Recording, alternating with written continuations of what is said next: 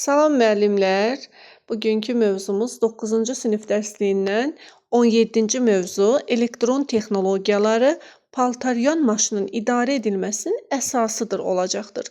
Biz paltaryan maşınlar haqqında artıq əvvəlki mövzularımızda öyrənmişdik ki, avtomatik paltaryan maşınlar, avtomatlaşdırılmış maşınlar nə edirdi?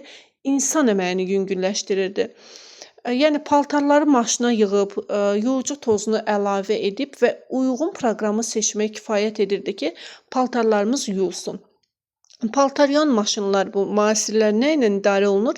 İdarəetmə lövhəsində olan düymələrlə. Və burada əmrlərlə idarə edilmədə sehirli çubuq rolunu taymer oynayır müəllimlər. Deməli, sehirli çubuq sözü gördük, taymeri götürəcəyik. Timer özü nədir bəs? Burada uzun-uzadı yazıbdır, amma biz onu qısa yadımızda saxlayacağıq. Timer nədir? Fasiləsiz işləməyə cavabdeh olan qurğudur müəllimlər. Deməli, harda görsək, fasiləsiz işləməyə cavabdeh olan qurğu. Timer götürəcəyik və timer maşının ayrılmaz elementidir. Yəni, onsuz avtomatik yuma prosesi qeyri-mümkündür. Və müasir maşınlarda idarə etmə işini elektron modullar yerinə yetirir. İndi baxaq görək, bu elektron modullar nə iş görür? Demək, maşın müstəqil olaraq paltarın çəkisini müəyyənləşdirir, yumaq üçün tələb olunan miqdarda su tökür, yuucu tozunu çəkir, parçanın tipindən, çirklənmə dərəcəsinə asılı olaraq maşına lazım olan suyun miqdarını, qızdırılma temperaturunu, yaxalama sayını müəyyənləşdirir. Bütün bu işləri nə yerinə yetirdi? Elektron modullar. Rəqəmli displey nədir bəs? Bu da testlərdə çox düşür. Yenə də burada uzun-uzadı yazıbdır rəqəmli displeyi. Amma biz rəqəmli displeyi necə yadımızda saxlayırıq müəllimlər? Rəngli təsvir kimi. Harda rəngli təsvir gördük? Rəqəmli displeyi götürəcəyik müəllimlər. Daha sonra nə deyir bizə? Elektron idarə etməyə malik paltaryan maşınlar barabanın yükləmə ölçüsünü müəyyənləşdirir. Yəni ki, paltarlar barabanda qeyri-bərabər paylansa, deməli, onun sürətlə qovulmasına imkan vermir. Və çox sayda sensorlardan gələn siqnallar isə bakda olan suyun temperaturunu, yuucu vasitənin şəffaflığını, paltarın yaxalanmasını müəyyənləşdirir. Bunları niyə deyirəm? Çünki testdə belə düşür ayrı-ayrılıqda və soruşur ki, yəni hansı işi nə yerinə yetirir? Məsələn, bu cümləni salır, deyir ki, bu işi hansı yerinə yetirir? Nə götürürük? Sensor götürürük. Daha sonra nə deyir bizə? Əgər suyun verilməsi kəsilərsə, axma baş verərsə və köpük yaranarsa, sensorlar işləməni dayandırır avtomatik olaraq. Baxın, sırf bu cümlədə testə düşür. Deməli, əgər su kəsilsə, axma baş verirsə və köpük yaransa, sensorlar maşının işini avtomatik olaraq dayandıracaqdır.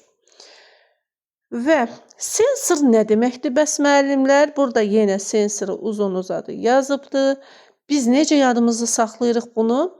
Həssaslıq və həddən artıq həssaslıq. Cümlədə bu sözü gördük. Həssaslıq, həddən artıq həssaslıq. Sensor götürəcəyik müəllimlər. Sensor nə oldu? Həssaslıq, həddən artıq həssaslıq. Rəqəmli displey nə oldu? Rəngli təsvir. Sonra nə var idi orada? Timeri də necə götürəcəkdik? Sehirli çubuq. Sehirli çubuqda gördük, timeri götürəcəyik. Və müəllimlər, timerin 2 növü var. Hansılardır? Birləşmiş hibrid, bir də elektromexaniki hibrid. Müasir maşınlarda isə ən çox birləşmiş hibrid olur. Birləşmiş hibrid timerin də özünün də 2 komponenti var. Bunlar hansılardır? Elektromexaniki timer, bir də ki, idarə etmə bloku.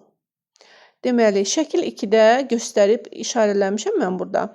A-da elektromexaniki timeri, B-də idarə etmə blokudur. Şəkillərə də diqqət edirik. Bəs bu idarə etmə bloku nə işi yerinə yetirir? Deməli, nə edir bu idarə etmə bloku? Yuma proqramlarını nəzarətdə saxlayır. taymerin mühərrikini idarə edir, bir də barabanın mühərrikini idarə edir və nəzarətdə saxlayır. İdarə etmə bloku nə iş gördü müəllimlər? Deməli, yuma proqramlarını nəzarətdə saxlayır, taymerin mühərrikini idarə edir, barabanın mühərrikini idarə edir və nəzarətdə saxlayır. Sonra şəkil 3-də bizə elektromexaniki taymerin şəklini veribdir və buna baxırıq yenə də hər ehtimalla şəkillərə və hissələrini veribdir. 5 hissədən ibarətdir. Birinci nədir? Addımlı elektrik mühərriki, ikinci ötürücü dişli çarxlar və 3 ilə 4 yumrucuqlar paketidir. 5 də sürüşən kontaktlardır. İndi buna aid sizə bir açar sözü deyəcəm. Bilmirəm, yəni bəlkə kiməsə uyğun olmaz, amma şəxsən mən bu açar sözündən bunu yadımda saxlamışam və heç vaxt da yadımdan çıxmır. Harda görsəm, yəni o açar söz yadıma düşür. Deməli, açar sözümüz nədir? Addımla, ötür, 3-4 dəfə sürüş. Nə oldu? Addımla, ötür, 3-4 dəfə sürüş. Deməli, nə olacaqdı? Addımlı elektrik mühərriki, ötürücü dişli çaxlar, 3-4 yumrucuqlar paketi və sürüşən kontaktlar. Kimə uyğundursa bu açar sözündən yadında saxlaya bilər. Sonra bizə nə deyir? İdarə etmə orqanları bir sıra yumrucuqların köməyi ilə hərəkətə gətirilən kontaktlar kommutatoru ilə idarə olunur. Bəs bu kommutator özü nədir müəllimlər? Elektrik dövrəsini bağlamaq və açmaq üçün qurğudur. Kommutator nə oldu? Elektrik dövrəsini bağlamaq və açmaq üçün qurğu. Və sonra nə deyir bizə? Elektromexaniki taymerlər istismarda etibarlıdır. Ancaq 10 ildən sonra sıradan çıxırlar. Və elektron sistemlərdə paltaryan maşının bütün iş rejimlərini, funksiyalarını elektron idarə etmə bloku yerinə yetirir. Və müəllimlər, deməli, maşında nasazlıqlar baş verərsə əgər, nöqsanların kodları var. F01, F15, yəni usta çağıranda artıq bu kodları verəndə artıq usta bilir ki, maşının nasazlığı nədir və tezliklə onu aradan qaldırmağa çalışır.